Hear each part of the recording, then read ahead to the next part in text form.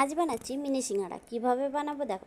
প্রথমেই ময়দার মধ্যে কালো জিরে, জোয়ান, লবণ, তেল দিয়ে ময়ম দিয়ে নেব। নিয়ে ভালোভাবে জল দিয়ে আটাটাকে মেখে রেখে দেব কিছুক্ষণের জন্য। তারপরে কড়ার মধ্যে মৌরি, শুকনো লঙ্কা, ধনে, জিরে সব কিছুকে ভেজে নিয়ে গুঁড়ো করে রেখে দেব।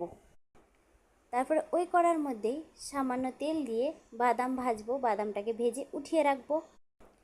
তারপরে 5 ফোড়ন দিয়ে, কাঁচামরিচ দিয়ে, ভাজা মশলাটা দিয়ে, হলুদ দিয়ে সব কিছুকে মিশিয়ে ওর মধ্যে সিদ্ধ করা আলু আগে থেকেই সিদ্ধ করে রেখেছিলাম সেটা দিয়ে দিলাম। তারপরে সামান্য আদা রসুন, লবণ, বাদাম ভাজা, ধনিয়া পাতা কুচি দিয়ে সব কিছুকে মিশিয়ে তারপরে লেচি কেটে লেচিটা লম্বা করে বেলে ছুরির সাহায্যে মধ্যিখানে কাট দিয়ে সামান্য জল দিয়ে সিঙ্গাড়ার মতন শেপ দিয়ে ওর মধ্যে পুর ভরে সিঙ্গাড়া বানিয়ে নিলেই রেডি হয়ে যাবে। এবার হাই টু লো ফ্লেমে ভেজে নিলেই হয়ে যাবে আমাদের মুচমুচে মিনি সিঙ্গাড়া।